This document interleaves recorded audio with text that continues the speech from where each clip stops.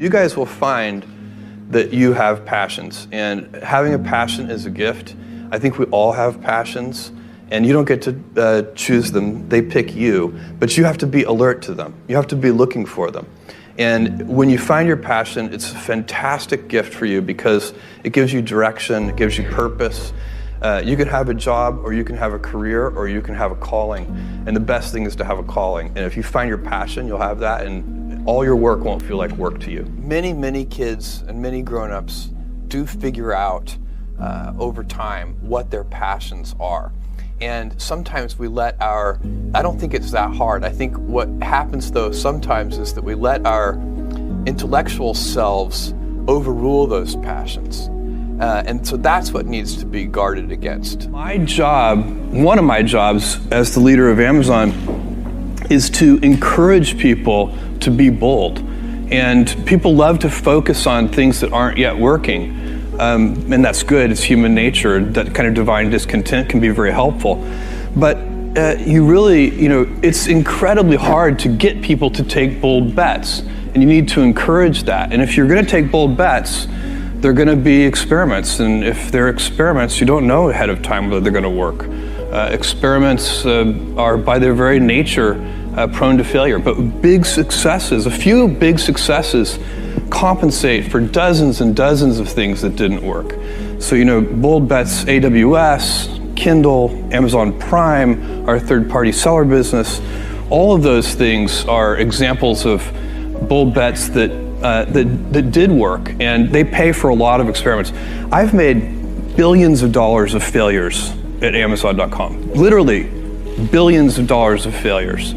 And you might remember Pets.com or Cosmo, or give myself a root canal with no anesthesia very easily. None of those things are fun, but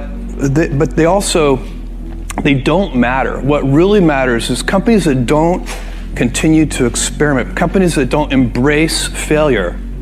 They eventually get in a desperate position where the only thing they can do is make a kind of Hail Mary bet at the very end of their corporate existence. Whereas companies that are, making bets all along, even, big bets, but not bet the company bets. I don't believe in bet the company bets. That's when you're desperate. That's the last thing you can do. It's not, you could be out of work and have terrible work-life balance. Even though you've got all the time in the world, right. You could just feel like, oh my God, I'm miserable, and you would be draining energy. And so you have to find that harmony. It's a much better word. And I think for most people, it's about meaning.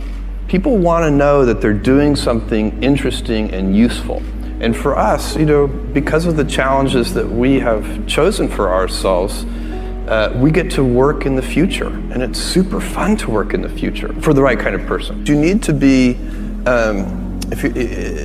nimble and robust. So you need to be able to take a punch, and you also need to be quick and innovative and doing new things at a high speed. That's the best defense against the future.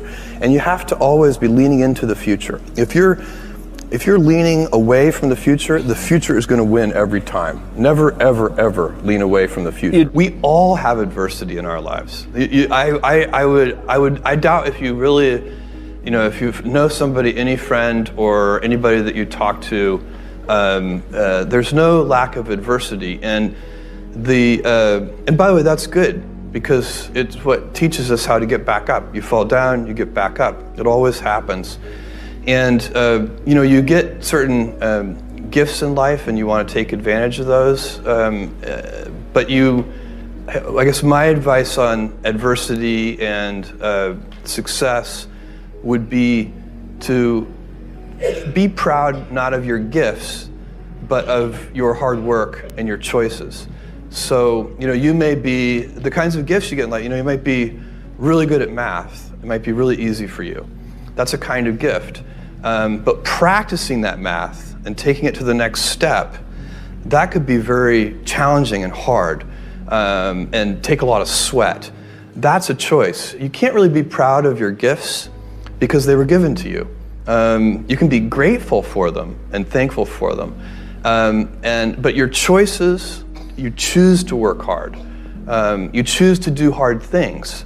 Those are choices that you can be proud of. Being an inventor requires, because the world is so complicated, you have to be a domain expert. I mean, in a way, even if you're not at the beginning, you have to learn enough so that you become a domain expert. But the danger is once you become a domain expert, you can be trapped by that knowledge. And so inventors have this paradoxical ability to have that 10,000 hours of practice and be a real domain expert and have that beginner's mind. Have that look at it freshly, even though they know so much about the domain. And that's the key to inventing. You have to have both. And I think that is intentional. I think all of us have that inside of us, and we can all do it, but you have to be intentional about it. You have to say, yeah, I am going to become an expert, and I'm going to keep my beginner's mind. You can't skip steps. You have to put one foot in front of the other. Things take time. There are no shortcuts. And but you want to do those steps with passion and ferocity. It's easy to have ideas. It's very hard to turn an idea into a successful product. There are a lot of steps in between, and it takes persistence, relentlessness. So I always tell people who are who think they want to be entrepreneurs, you need a combination of stubborn relentlessness and flexibility. And you have to know when to be which. And basically you need to be stubborn on your vision, because otherwise it'll be too easy to give up. But you need to be very flexible on the details, because as you go along pursuing your vision, you'll find that some of your preconceptions were wrong, and you're going to need to be able to change those things.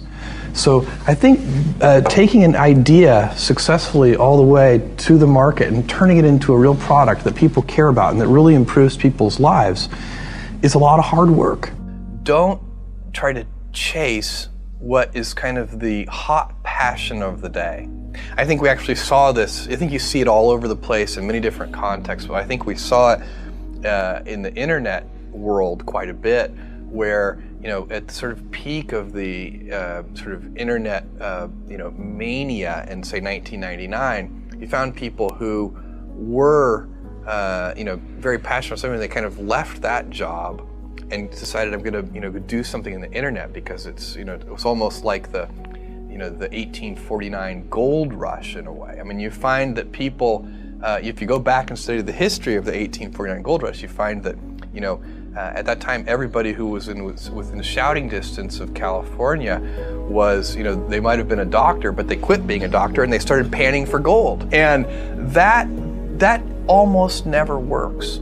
And even if it does work, according to some metric, financial success or whatever it might be, I suspect it leaves you ultimately unsatisfied. So you really need to be very clear with yourself. And I think one of the best ways to do that is this notion of projecting yourself forward to age 80, looking back on your life and trying to make sure you've minimized the number of regrets you have. That works for career decisions. It works for family decisions. Do you want? I have a 14-month-old son, and it's very easy for me to, if I think about myself when I'm 80, I know I want to watch that little guy grow up. And so I don't want to be 80 and think, shoot, I missed that whole thing, and I don't have the kind of relationship with my son that I wished I had, and so on and so on. So if you think about that, so I guess another thing that I would recommend to people is that they always take a long-term point of view. And I think this is something about which there's a lot of controversy. There's a lot of people, and I'm just not one of them, believe that you should live for the now. I think what you do is you think about the great expanse of time ahead of you and try to make sure that you're planning for that in a way that's going to leave you ultimately satisfied.